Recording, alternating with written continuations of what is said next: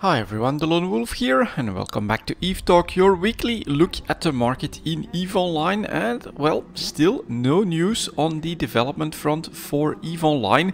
I think this is going to be the first time in my experience that we've basically gone a full month here without getting like a single announcement or even a hint as to what's being planned.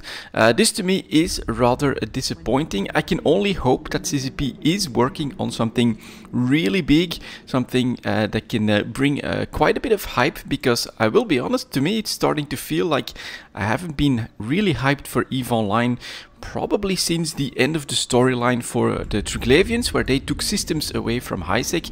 That was really cool. It was very cool to follow from the sidelines, in game, all of that stuff.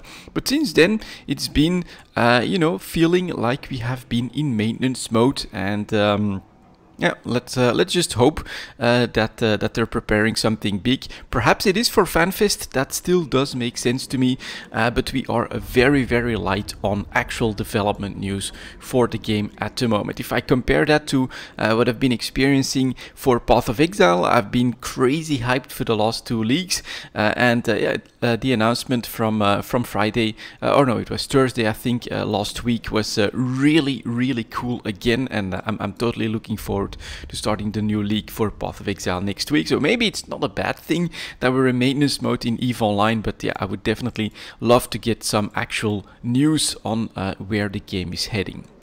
Anyways, let's take a look at the New Eden store, see if there's anything happening over here. Obviously, the Doctor Who event is still running, I think, for a couple more days, and we still have those skins, or the skins that are themed towards that event, that are front and center. Serpentis skins showing up next year, but we don't really spot anything special. And on the services front, no sales or anything like that. Alright, let's move on to the market then. And as always, we'll start with some plex and stuff, and that's coming in at 2 minutes 20, let's say. There we go. Let's start with plex as always, and you can see here plex heading towards 2.9 million, or very close to that for the sellers in Jita. Still just below 2.8 million for the buyers in Jita. If we take a look at the player-owned trade hubs, very close to that range. You can see we're basically alternating nicely between those sell orders, and then the buyers are slightly more aggressive outside of Jita, although someone made a mistake on the range in all likeliness here, because the very most expensive ones are not doing their trades within the Jita trade hub, which is a bit of a mistake, of course.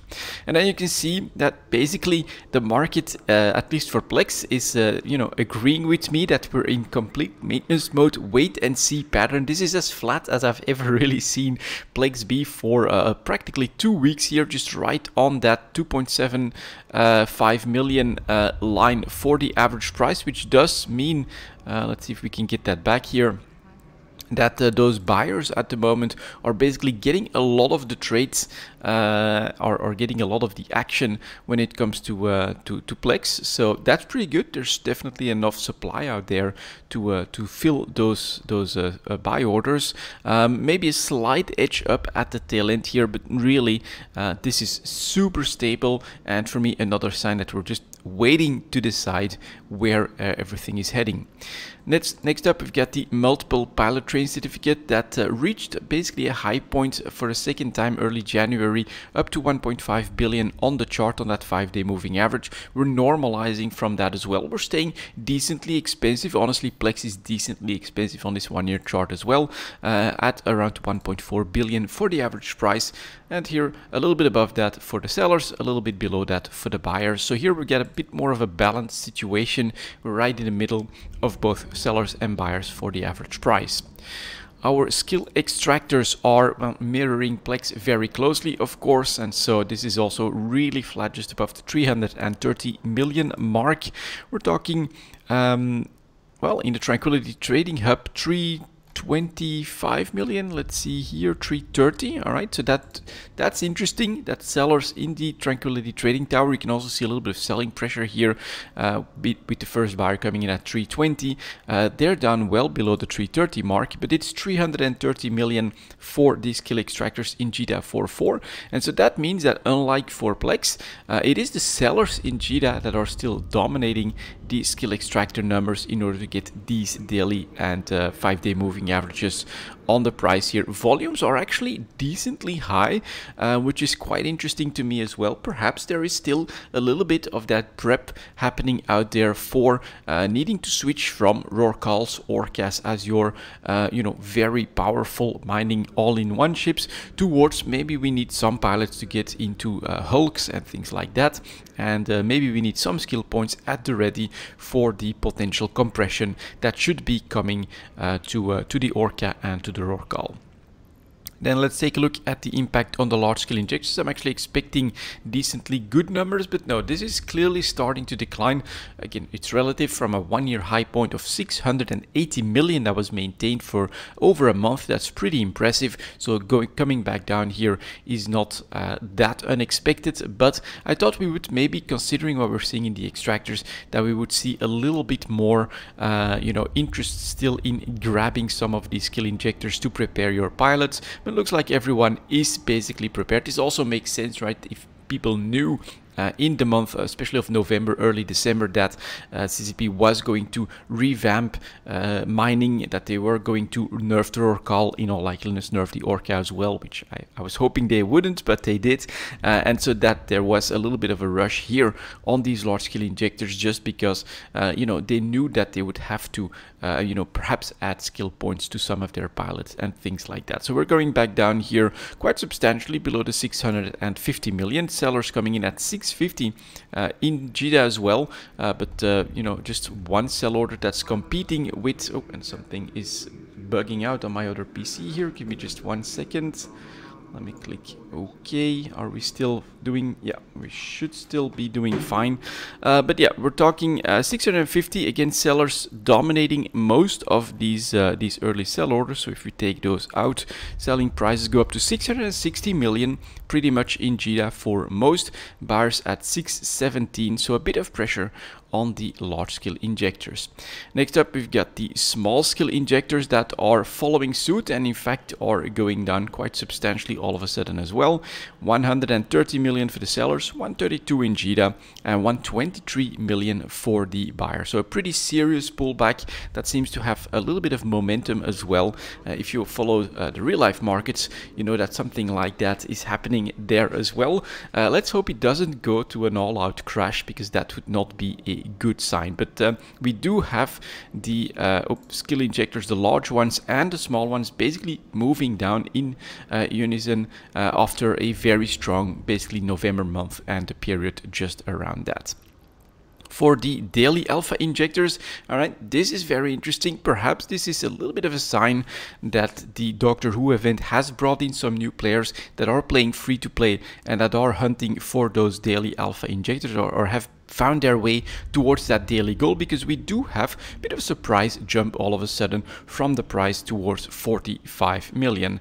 It is very sharp. We are talking 43 million now for the sellers, going up to 44.5 pretty much in GDA except for a couple, and buyers are moving right up to that 40 million range. I think we were quite a bit below that before this jump here for the daily alpha injector. So this to me is a positive sign if you're looking at alpha clone activity, and this might just be tied to the Doctor Who event, considering that, in my opinion, this is a goal that alpha players do set for themselves. A daily alpha injector is 40 million a day, and there's definitely ways for alpha clones to manage to make that, and sometimes getting a little bit extra as well. Maybe the event is helping for that. As a result, we are up in price to the higher range, I would even say, for the daily alpha injectors here, heading towards 45 million.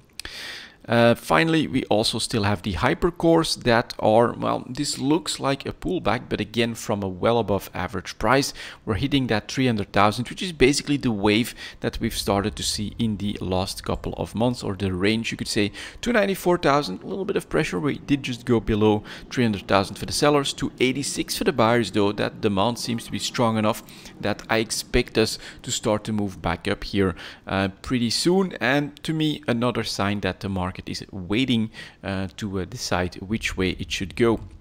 Next up, we have the minerals coming in at 955. There we go. As always, we will start with titanium. That has also settled down nicely and is basically now hovering around that 47, 475 for the average price. Still perhaps has a little bit of that spike here up to 5.5 ISK on one day to absorb, but clearly we are settling down in a price well above 4.5 ISK, which, considering what's been happening since the industry changes in April, is not a bad price for your titanium. We are talking about 475 for the sellers in JITA, 460 for the buyers as well. That's interesting. First buyer, 50 million units, is coming in above 4.5 ISK as well. Very narrow margin and definitely a better return for high-sec miners, basically since or after the mining changes as well. And yeah, quite a few people were like, yeah, there's definitely way more potential out there, but my feeling from the patch notes, despite the fact that it's a new dawn with a new age of prosperity, at least that's how the marketing went, it was all, in my opinion, pretty much a wash. Sure, the availability has gone up quite a bit, but the effort needed to bring all of that to bear into the market, to turn all of that into actual resources that are in the hands of the players, has gone up as well. And we can see that basically, in my opinion, reflected here as well, with titanium even gaining a little bit of ground despite that, increased availability for the resources. They added in, the Rokal is no longer king. Then they also changed the belt so that they're way more, they're spread out. It's a lot harder to just keep mining the way we could before at a very steady trend or pace. So it's just different, and all in all, I don't see that much of an impact. Well, we do know that last week Pyrite was crashing, and if I'm right on that, we should at least stop with this, and we are not. So this is interesting. This is maybe those 4 last daily averages are starting to show a first sign that we're trying to bottom, but we've seen that before on a couple of occasions, so it might just be a little bit of market action hoping that this is it. But yeah, Pyrite is belying that analysis that I just made, because this one has gone down substantially in price all of a sudden in the last month. So I do think that this is not exactly tied to the patch that happened here somewhere. But it is a serious pullback. 1231 now for the sellers, 1230 for the buyers though. So it's only 7 million units compared to 100 million units though. So I think the pressure is still on for Pyrite. That one is going down substantially in price, and I don't have that good of an explanation as to why Pyrite is as close to a crash actually from what is actually a pretty low point for the mineral itself. It's really, coming closer and closer to that titanium price as well. I mean, it is a high-sec mineral. Maybe it is so ubiquitous now that in general it's also just part of the high-sec mining cycle and is easily brought into the game. And then we've got Mexalon. That's way more in line with what we just saw for titanium as well, easily able to defend that new plateau. I'd say above 70. Am I right on that? No, not, well, pretty close. Look at that. Most sell orders are just below that 70. Buyers are at 66.72, and so someone pointed out that this is in all likeliness not an aggressive sell order, but someone that, for instance, filled a 66.73 buy order but had like 400,000 extra units above the volume that was wanted there, and then the game just puts that up as a sell order at that price. So that's in all likeliness what happened here. 70 is for the sellers, 67 is for the buyers. Again, really narrow margin. The high-sec minerals have found their range, and the Pyrite I think is going to try to find that as well. But for titanium and Mexalon, those are the winners. You're clearly selling at better prices than throughout the summer and early fall, and pyrite is the one that, you know, is not doing that great. Maybe there's like someone with old reserves that's coming in and that's just selling everything that they're holding. But so if you're mining in high sec, your focus, Mexalon, Tritanium, seems to be pretty obvious. Next up we move to low sec. Here is Isogen, and alright, it is happening. Very cool to see that my read on this is probably not that much off the mark, because we do have a breakout, and even for the 5-day moving average above 125. And so, as you guys know, I've been expecting since quite a long time ago that eventually Isogen was going to chew through old reserves, the old Isogen that was created during the time of Plentiful, and that then we would start to see an increase in price, especially because now you have to pretty much go to low sec in order to get substantial amounts for Isogen, and that's way more risky. So this should really be more expensive than it is. And sellers, couple coming in at 124, buyers are at 120 though, but you can see that somehow the average price did just create a spike up here to what's this one actually? Let's see. 158. So I do wonder, is it maybe like an off station big purchase or something like that? Let's try to get towards that range. I'm not seeing it here. Are all of these recent? No. God damn it. Immediately I'm being rebuffed again. This to me now actually looks like an anomaly where a big purchase happened outside of GDA 4.4 but still in range for the metrics. So within system that caused a spike up to 158 right here. So that should then be immediately absorbed, because sellers are still bumping into the 124 or 125, which has a 230 million unit sell order. That's of course a pretty big volume for the market to still chew through, but eventually I still think that we will do that, and that you'll get most sell orders at like a below 10 million in volumes, and that then we will break out of that eventually.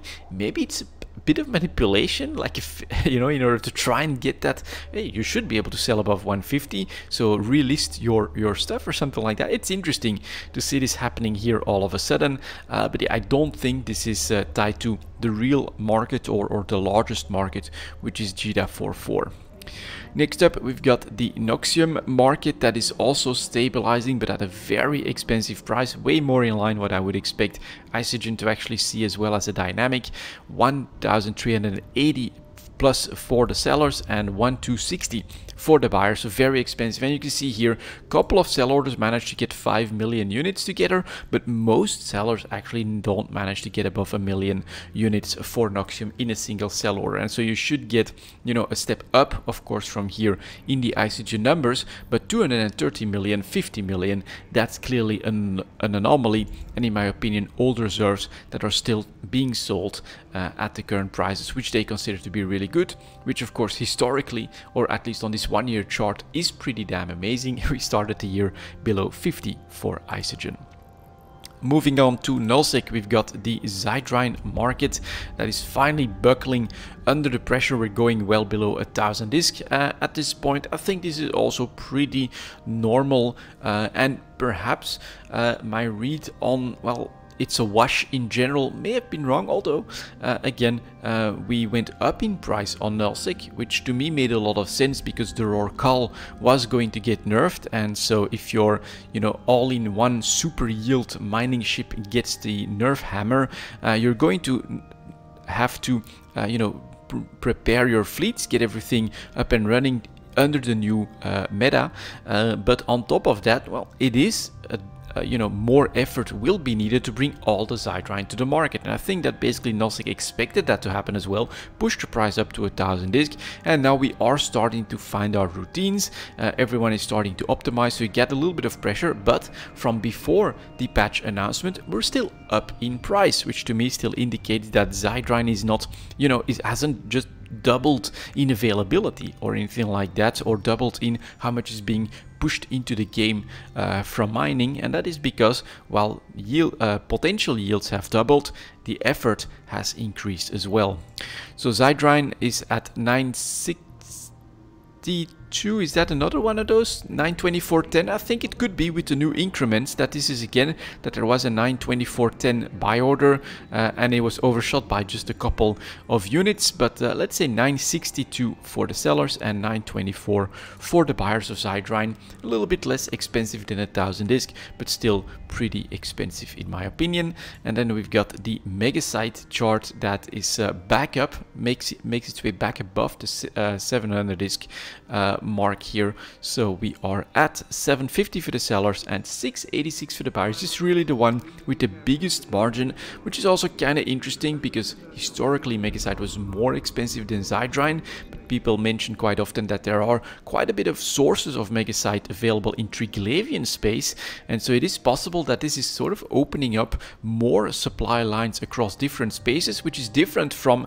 let's say Isogen, Noxium, Zydrine and even Titanium and Pyrite that are dominated by high-sec, low-sec and null-sec, but maybe Megasite has those extra sources which actually opens up that spread, because null-sec can't just cartel its way around the Megasite market that easily, which they can for Zydrine, and so you get this preemptive response before the patch here, and then you actually have a response after the fact in the Megasite market. And finally, we've got a Morphite that doesn't want to really get below 50,000 in any structural manner at this point. 50,000 for 51,000 for the sellers, 44.5 for the buyers. So buyers are trying to push Morphite back down, and then you could say, well, isn't this a proof that availability has increased, has doubled with the was it December patch, I believe, and yes, of course, but you can also see that the effort has increased as well, in my opinion. And if there's one mineral you are going to prioritize, if it becomes available at twice the rate before, it is Morphite, of course. That was selling for 75,000 ISK per unit. So this is, shows that that's where the priority is, this is where the effort is going, and this is still, historically speaking, very, very expensive Morphite. Next up, we have the PI market coming in at 21.25. There we go. Let's get started here with the broadcast nodes. Yeah, in wait and see pattern. I'm not going to go through the entire story, but just know that CCP made some announcement which had crashed the advanced PI materials, as it was tied to potentially rebalancing the production costs of larger ships. And since then, I think that everyone is waiting what's next. And so here at a very low price range for broadcast nodes, 1.2 million and below for the sellers, just above 1.1 million. Oh, sorry, I said billion there, but it's million for the buyers. For the buyers, it's actually really inexpensive, and the general feeling in the PI market is, well, it is passive, which is not what CCP has been promoting for the last couple of years, so that value has gone down is quite normal. And so in general, we're basically oversupplied quite a lot in the PI market. Construction blocks is reflecting that as well. Did manage to make its way to 8,000 disc, but historically speaking, costing 10,000 disc, it's still not a great price. And you can see that then supply finds its way to those better prices, and so we're back down to 7,400 for the sellers and below 7,000 disc for the buyers. Consumer electronics is actually making its way back to the high end of the ranges again as well, which is 7,000 to 8,000 disc for something that, if I'm not mistaken, consumer electronics was one of the more expensive refined PI materials, towards 12,500 I believe. And so this is still, like, really, it looks nice on the chart, but it's still a terrible price. And so we're talking 8,500 for the sellers, but 7,000 for the buyers. That's a really big margin. And then you can see last 24 hours full page supply is coming in, crashing from 9k to 8,500 disc. So there is all of that stuff still out there that's just waiting for those better prices. We are going to pull back from this quite quickly. There are some exceptions, and for me that's very lucky. Here is coolants, which is tied to fuels, and that's always been my PI philosophy. I want something that's easy to make and that has that consumption aspect to it, and fuels are the ticket, and this one has been able to defend 10,000 for the last month or so, and that's its normal historical price. So this is like 20-25% better than most other refined PI materials. 11,300 for the sellers, 10,500 for the buyers. I would say across my experience of playing EVE Online for many years, this is actually a great price for coolants, and I have been selling a lot of it in Amar myself, where I've been producing most of my PI in the last couple of years. Cryoprotectant solutions, let's see if this has any legs. Are we below 110 for the sellers? Yeah, first sellers coming in below 110, 101 for the buyers. So we kept an eye on cryoprotectant solutions, expecting an Edencom related implant announcement from CCP. Instead, what happened is that we did spot all of these buy orders buy opportunities well below 100,000 discs for quite a while, but it was an event, the Winter Nexus, that actually saw a BPC drops as part of the reward frame there, and that created this nice sell opportunity in the cryoprotectant solution. So I definitely want to keep an eye on this. We should start to chew through all of those BPCs, which will then eventually cause a little bit of oversupply in cryoprotectant solutions. Again, buying well below 100,000 disc would be my go-to to try and get that cheap stuff. But then you do have those two avenues now that we know. PI related to implants can get massive sell opportunities on an implant announcement from CCP, of course, but can also get that from the right event if BPCs then drop that are tied to implants. Enriched uranium is tied to fuels, also doing a little bit better than most refined PI materials. Almost 10,000 disc for the sellers, 9,000 disc for the buyers. But I have to say, enriched uranium is harder to make than coolants. So historically speaking, it should have a price of like that 12,500 is my touch point, my mental touch point for enriched uranium. So this is still not at a great price, but again, compared to consumer electronics and construction blocks, it's really not doing that badly.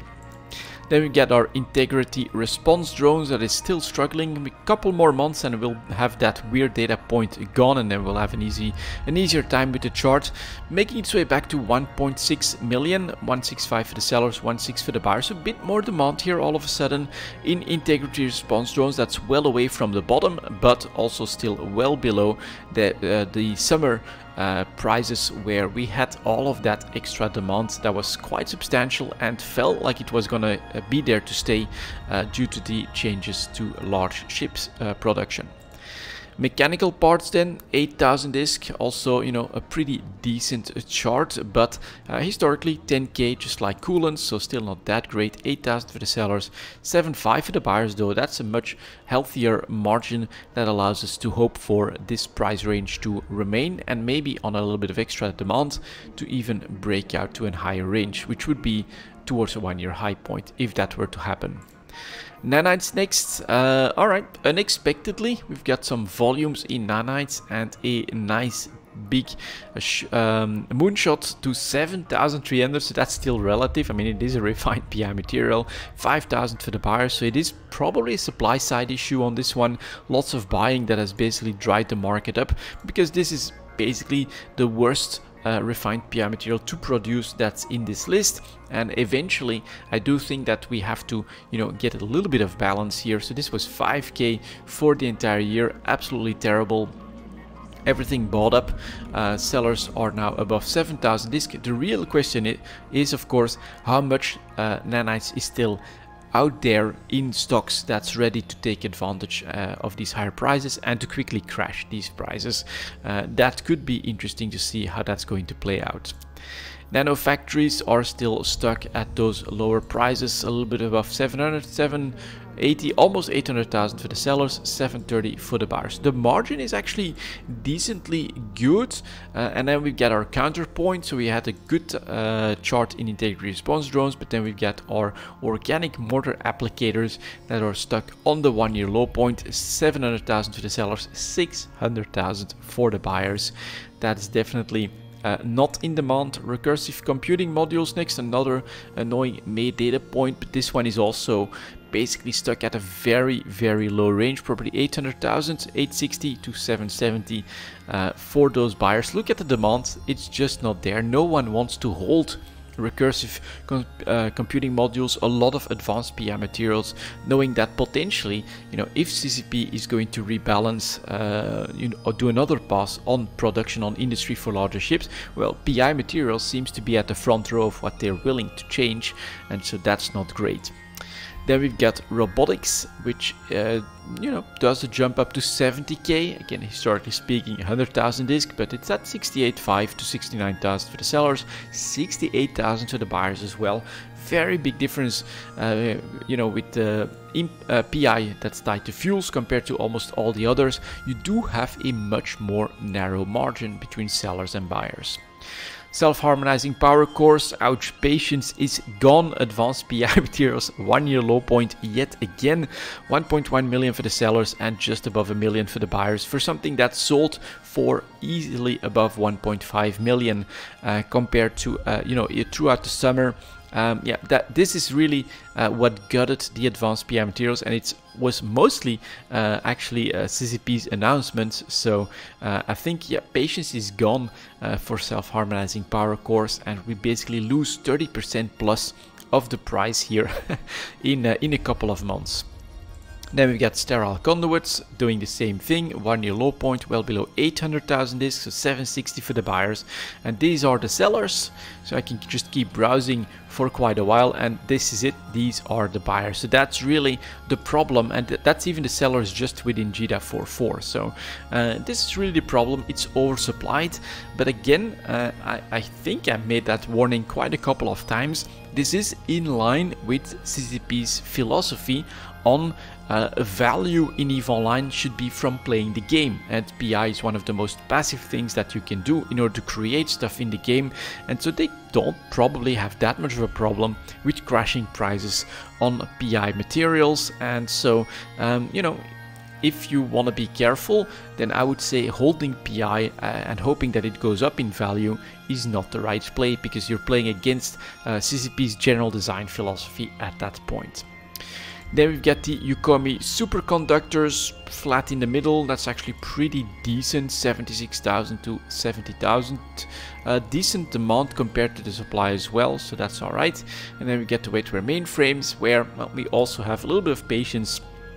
That's running out, not a 1 year low point yet, that's 1.2 million, but we are 1.35 basically for the sellers and 1.3 million for the buyers. Again, with the summer, that easily went above 1.6 million for quite a while. So that's still the story in PI, and I think while in the last couple of months we had hesitation, we weren't sure which way to go. At this point, I think you know, people are a little bit tired of waiting, and quite a few are dumping their advanced PI materials to the market. Next up, advanced moon materials coming in at 3150. There we go. Let's start with the carbides. Here is crystalline carbonite that's going back up above the 150 range. So last week we basically had an almost full normalization for all of the carbides back to a price that we started last year at. Here the first one that jumps up a little bit. Maybe this downturn was a little bit too aggressive, but it's still 150 here for the sellers, and this is the demand at 123. So I do think that we're stuck here for now. This is going to get crushed immediately. For the Caldari one, it's a titanium carbide. That's, yeah, exactly, actually down, touched 150 a couple of days ago, went just below that. We are talking 150 for the sellers, 150 for the first buyer, 144 here. But again, demand is drying up completely for the carbides, which is quite unusual. I would honestly start to look at this as perhaps a buy opportunity if we ever get a pronounced 1 year low point. That means that enough sellers basically lose patience, really crash the market, fill this up, like a little bit what we're seeing here, right? If you can buy just above 120, I think you are making a very good purchase. If you're looking at this chart, I would start looking at it that way, because this is, in my opinion, pretty much unnaturally low demand.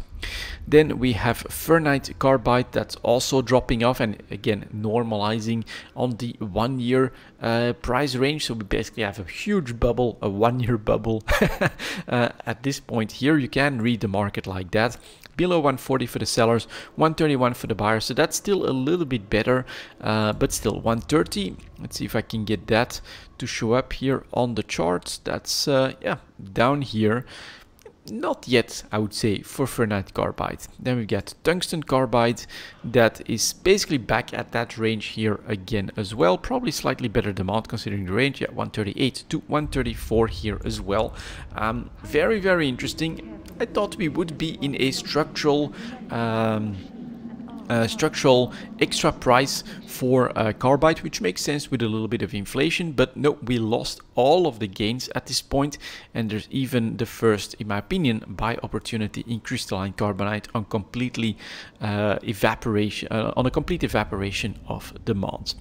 Let's see if this has an impact on the metamaterials. Here are photonic metamaterials for Galente. Now, I wouldn't say that this is because of the carbides. To me, it makes a lot more sense that we had an unexpected spike up to 20,000 ISK for photonic metamaterials and that we overshoot the filling of the supply here. That makes sense. So this does make a 1 year low point for photonic metamaterials, 10.5 for the sellers, 10.3 for the buyers. To me, it makes sense to try and jump in as well. Below 10,500 ISK for photonic metamaterials is not a bad price. But this is of course now the 5th advanced PI material that's, you know, touching really low price points. So let's see for the metamaterials if it is because of the spike or if there's more going on. Let's move to the nonlinear metamaterials for Caldari, and ooh, that's interesting. We're touching the 1 year low point here as well.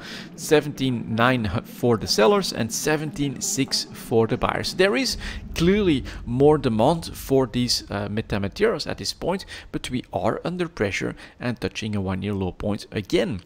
Next for Minmetar is nope, that's carbide. Here we go, plasmonic metamaterials. Not a 1 year low point yet, and actually able to move its way back up a little bit. 18.6 for the sellers, 17.8 for the buyers. How long? We haven't seen this in a very long time. The metamaterials for Minmetar is more expensive than the metamaterials for Caldari. That is a crazy reversal here as well. Very interesting. And then we've got terahertz metamaterials for Amar. That's able to stay flat at 15k, maybe to the low end of its range, but it's clearly not at a 1 year low point yet. 15,300 for the sellers, 15,000 for the buyers as well. Very, very weird market here. Crystalline carbonites, you know, demand is clearly dropping, and we are, you know, basically back where we were a year ago. And then for the historically, I would say, most popular, more expensive metamaterials, we got potentially crashes here as well to very low price points. Is this the right time to jump in? Well, if there's something structural happening that I'm not seeing and I'm not that familiar with nullsec, then it is not, of course. Let me know in the comments if you're willing to put your theory as to what's happening with the carbides and with the metamaterials. I would love to read up about it, but I understand if people are in the know, they're not gonna give away all of that information just for free. But from my perspective, for some reason, demand is completely dropping off, and this could be a buy opportunity.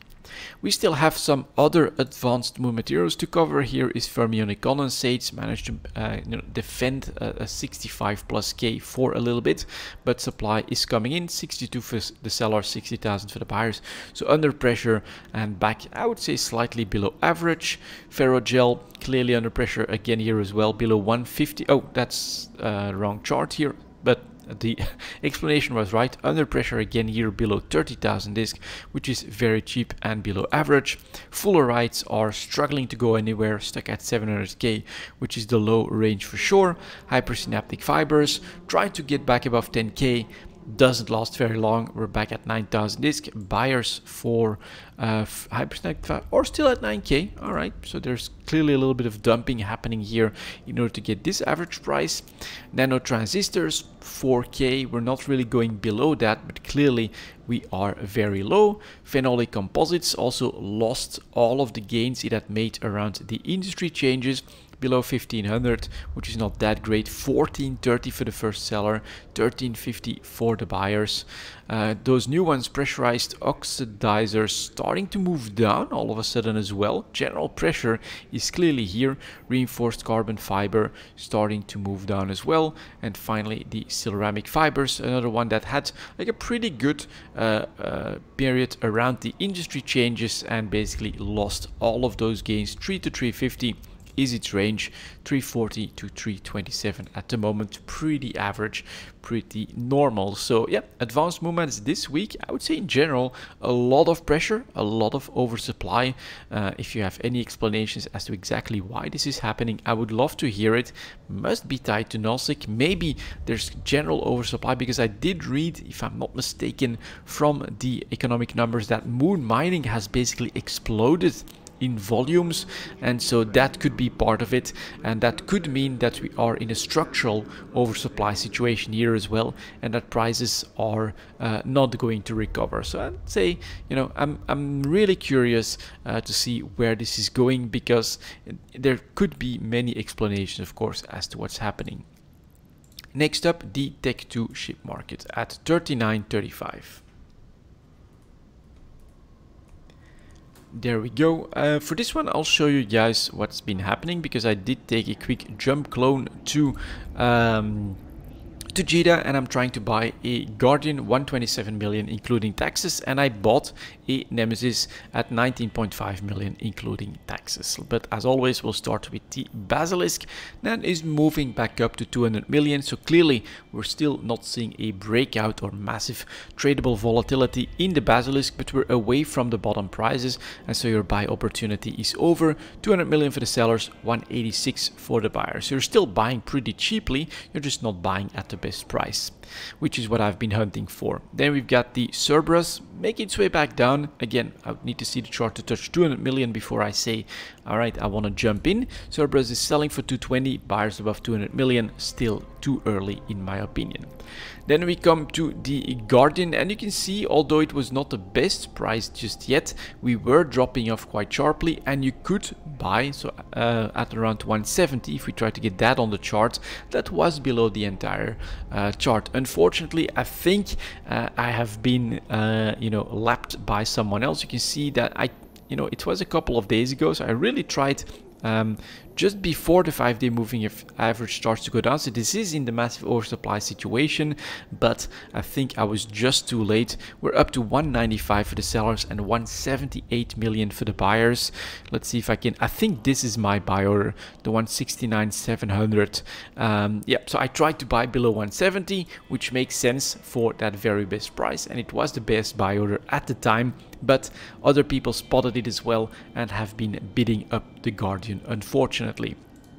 I'm keeping this the order though, because you never know. You see that we have been way lower than this chart before, so if there's more supply coming in on this increased price, then perhaps we could crash down and my buy order could still trigger. But of course, that's something that I'm hoping for. Doesn't necessarily happen. Next up here, we've got the Hound going back down again, well below 22.5. Should clearly be what we're hunting for. 25 million for the sellers, 22.8. You can see we don't need to push that much more to get there, but it's 30, 59, and 10, so that might just take a little bit of effort. The Ikitursa is going back up above 700 million for the average price, 700 for the sellers, 676 for the buyers. So this is very interesting. I added the Ikitursa to this category because I want to keep an eye on what's happening with Triglavian space. A little bit more expensive, so this could either be a sign that there's more conflict there. It could also be a sign that activity is decreasing a little bit.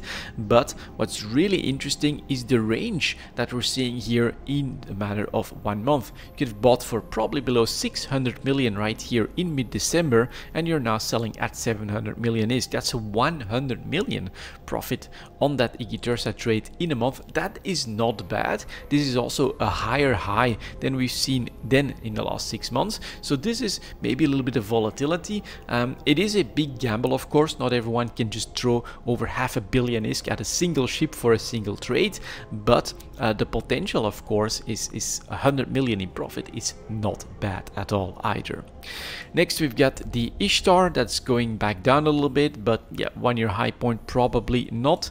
A low point, excuse me. Well, actually 200 million for the sellers, 185.6 for the buyers. So you are still buying Ishtars below 190, which is below the entire chart. I would say if you're looking for a cheap investment with a downside chart, which was exactly when I tried for the Guardian, you could try on the Ishtar. We've actually been stuck with these buy orders for quite a while, so I think you can easily grab an Ishtar below 190 at this point.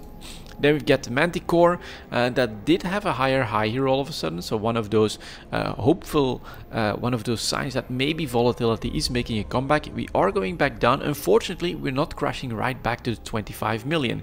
We're talking 28 million for the sellers and 26 million for the buyers. So buyers, be a little bit more patient. Try to bring that price back down so that we can have more volatility. Unfortunately here, that range basically is still not enough. Then we get the Munin. I think that one is also jumping up from a 1 year low point, so your buy opportunity is over. 200 million for the sellers, 183 for the buyers. And then unfortunately, it's not like we're going above a 230, so increased volatility. Again, still not yet. Then we've got the Nemesis, where I do think I managed to buy at the right time, because you can see that the averages are back above 22.5 million, 24 million for the sellers, and yeah, almost 21 million for the buyers. And so I managed to grab a Nemesis at 19.5. That's including tax. So for my reference prices, to make it easy on myself, that is the after tax price point. And so I have bought before this 20 million buy order came in, basically competing with this one right here. And that's, I think, really a nice purchase. One of those, if we try to get 19.5 to show on the chart, that's down here. I'd say that's one of those bargain price purchases that has succeeded, which is my current tactic for Tech 2. I'm buying these for the longer term, and I'm very happy to be holding a Nemesis well below 20 million. So potential profits, I'm already at 10%, no, more than that even. Yeah, maybe after taxes we're definitely above 10%, but now I'm waiting for volatility to come back. Hopefully CCP gets in with that cool announcement, bring back a little bit of hype so that people want to fly stealth bombers, want to start to destroy battleships that get massively buffed or something like that, and then we can grab a nice profit. I mean, we have sold Nemesis for above 30 million and things like that, if I'm not mistaken. Do I have a Nemesis trade on the books here still? No, I did delete that at some point, but here, but that Hound could be a reference. Bought for below 25, sold at 30 million after taxes. So I'm really hoping that I can basically get a 50% profit on this Nemesis. We will, of course, see. Then we've got the Oneros going back down. So question is, where are the buyers? 170 for the sellers, below 160 million for the buyers. Couldn't blame you if you're purchasing in Oneros. Now the chart looks set at the right time, right? This is, we got better prices, they're bringing in extra ships, crashing the average prices down. It increases the odds that your buy order will actually trigger. The Panther is stabilizing at a little bit above 1.1 billion, 1.2 for the sellers and 1.1 for the buyers. Pretty average, so I'm not seeing these battleships are my gauge for general prices. Well, Tech 2 should see a little bit of pressure. That's exactly what's happening here. Then we've got the Purifier, yeah, above 25. That's not going to be the time to buy. 26 to 24 pretty much. Then we get the Scimitar going back up and a higher high. That's interesting for sure. Hopefully we can crash back down and touch that 180. That would be the volatility that we're looking for. At the moment we're selling for 200 million, buyers coming in at 186, and again here in mid-December you could have bought well below 180. So I hope that you guys have been following and stocking up on those best buy prices. Some of you must have. Look at these volumes here that triggered the reversal, but overall I have been very careful, but I'm happy to see that there's potentially some signs that we'll see more volatility later down down the line. The Widow has clearly lost all of its gains at 1.1, yeah, a bit above that for the sellers, a bit below that for the buyers. I think here again, production costs are coming down, so people that do make Widows can probably make so still at margins despite these lower prices. And then finally we get the Zealot, not a 1-year low point, so 170 is your reference as the low end, 171 for the buyers, 180 for the sellers. So that's still, again, I'd love to be below that before I jump in on the Zealots. But there you go, guys, I have been picking that up again, trying to make a trip to Jeddah. I think I'll try to do that on a weekly basis and see if I can't spot a buy opportunity. Sometimes it works, like with the Nemesis, sometimes it doesn't work, like with the Guardian, but that's of course part of playing the market. Next up we have the Tech 3 ships. Let's go, coming in at a 48.45.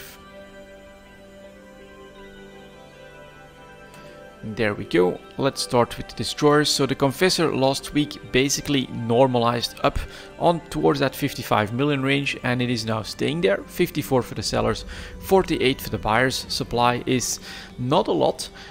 So this should easily be able to start to move sideways from here, maybe a little bit down, right? A 50 plus million is my personal expectation, because the Hecate had a spike up to 70 million and is now normalizing at 55 million as well. 53.5 for the sellers, 52 million for the buyers, driving a little bit more supply here, although last 24 hours still just half a page, but it's definitely more than the Confessor. Then we've got the Jackdaw. Ooh, that's unexpected. I thought that the Jackdaw would hold a 50 to 55 million range, but it's going below that. Let's see if it's oversupplied. 49 million for the sellers, 46 million for the buyers, and you can see here a 63 units at 49 million is quite a number of ships that's going to have to be absorbed as well. Maybe if those buyers for the Jackdaw can drop off enough, we will get a buy opportunity then, in my opinion. But this is very interesting because that should dry up supply, which is going to bring Hecates and Confessors down even more. So we could be looking at a 50 million consensus point for these three right here, with the Jackdaw already working its way below that. Interesting. We'll see what happens. And what does this mean for the Zwepel? Zwepel, yeah, nothing. It's basically been completely disconnected from the other destroyers. You know, you would expect on moves like this, and then like this for the Jackdaw, that something would move in the Zwepel market, but no, it's basically flat. 45 to 46 million, something like that. 47.5 for the sellers, 43 million for the buyers, and that is it. So that is unfortunate, because back in the days when the entire market was really responding to one another, then you could have very predictable trades on the Zwepel that would go to 1-year low points, was very predictably in the buy price, and then you could all of a sudden see with the Hecate or any of the others spiking up like the way they're doing here, that it would push the Zwepel market up, and so you would have that predictability. But that seems to be completely gone. The Zwepel has decoupled and is now doing its own thing, happily being stuck at around the 45 million price range. For the cruisers, here is the Legion chart, going back down a little bit from 200 million, but basically right on the average, I would say, 194 to 190. Then we've got the Loki above 200 million, definitely a little bit expensive at the moment, 202 for the sellers, 190 for the buyers. You can see that's a little bit of margin right there. Then we've got the Proteus, flat just below 200 million as well, 197 to 185. Pretty healthy, so we're clearly in sell territory if you have cheap purchases of these Tech 3 ships. And then the Tengu is expensive as well, 194 to 182 million. So yeah, the Tech 3 cruisers uniformly in expensive territory. Let's see if we can start to spot more predictable patterns for these, and what I'm then looking for basically would be the Legion to play with a 180 on the chart, the Loki below 190, the Proteus, yeah, a real drop off here as well, could even be the 160, and then the Tengu has been very flat but below 190. I do think that if we can get there, we can start to trade in the Tech 3 cruisers as well. And then finally, we've got the extra product for the week. Let's take a look at the gas products at 52.50. Like that. Do have to find them. Manufacturing and research. I think it's materials, not research equipment. And then there we go, gas cloud materials. Now I'm gonna go pretty quickly through these. Maybe we'll touch on the fullerenes first. Let's do that. Fullerite C2, 1 year low point, and basically another 1 year bubble, you could say, that has been completely absorbed just above 5,000 disc. C32, still a little bit expensive, but seeing some pressure as well. And we're back where we were a year ago as well, although we've had a period of even lower price. So this is not a bubble, this is more of a wavy pattern, which is way better for trading, of course. At the moment, we're right back where we started, pretty average. C320, same story, right back below 40k where we were a year ago. You get a periods of highs, periods of lows. So actually really interesting if you can spot those lows to buy in, but not that easy to expect this to happen, and really slow as well, right? 2 sell opportunities over the course of a year, 1, maybe 2 buy opportunities over the course of a year. You do need patience there and hopefully enough stability, which we don't know. What will CCP do? We still don't know. C50 is back where we were a year ago again, and this one you can read that as a full 1 year bubble that has basically deflated slowly. So this is not really crashing or anything like that, but basically we're back where we started. 540 is actually at a 1 year low point. All right, let's see where the sellers and buyers are at 50k at the start of the year. 54,000 for the sellers, 42,000 for the buyers. I would say if we were below 40,000 for the buyers, that would be a very nice jumping point, but we are not there yet. We're also basically a little bit late, I think. Look at these averages. We're starting, yeah, I'm sorry guys, I'm basically a week late. Last week we could have gotten some really cheap 540, but we're already making our way back up. I guess people spotted it. C60 is, yeah, back where we started a year ago. C70, a little bit expensive at 3,000, although that's maybe here a bottom range. Look at that volatility, 4x the price on the industry changes, and then yeah, 3-4k is quite normal, so not too much to report. C72, back where we were a year ago, and then the 84 is back where we were a year ago. So you could say that just like with the advanced move materials, most fullerenes have completely normalized. Some of them do have nice wavy patterns with 2 highs in a year, 2 lows in a year. That could be interesting for people that want to keep a closer eye on this one. But you do need that patience, right? 2 jumping points, maybe, or basically 1 trade every 6 months is not fast money. Booster gas clouds next. Here is Amber Cito, just had a January spike up 200,000 disc, is recovering from that. Where are those sellers? 130 though, still pretty expensive. Amber Miko, 1 year high point. What a different dynamic here all of a sudden. Above 75k, 68,000, still pretty expensive.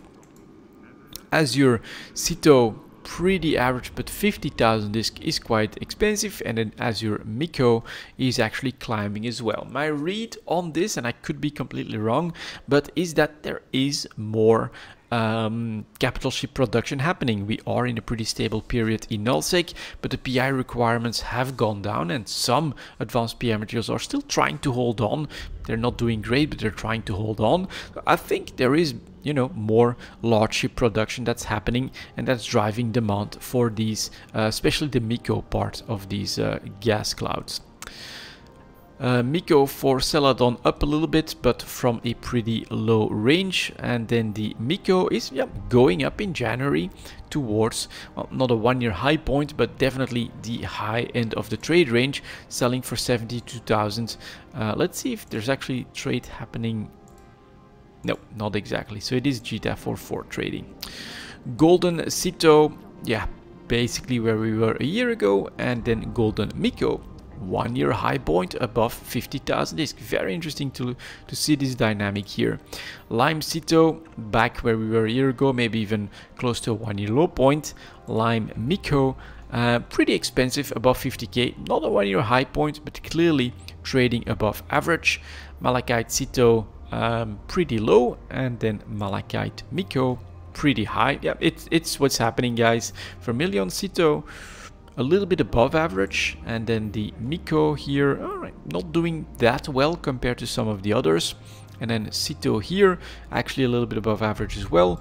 And Viridian Miko, 1 year high point yet again. So interesting week to take a look at the boosters. The Miko Cerosyn market is basically up. I think it is on high demand because there is of course still that arms race that does exist in EVE Online. If you want to stay you know, in nullsec, you do need those big ships to defend, because if you're not making them, someone else is. And I think this is a reflection of that increased demand and that arms race that's probably happening. The parties are, you know, recovering from the summer war and are now preparing for the next one. So that's gonna be it for this EVE Talk. Thank you very much for watching, and as always, I'll see you next time.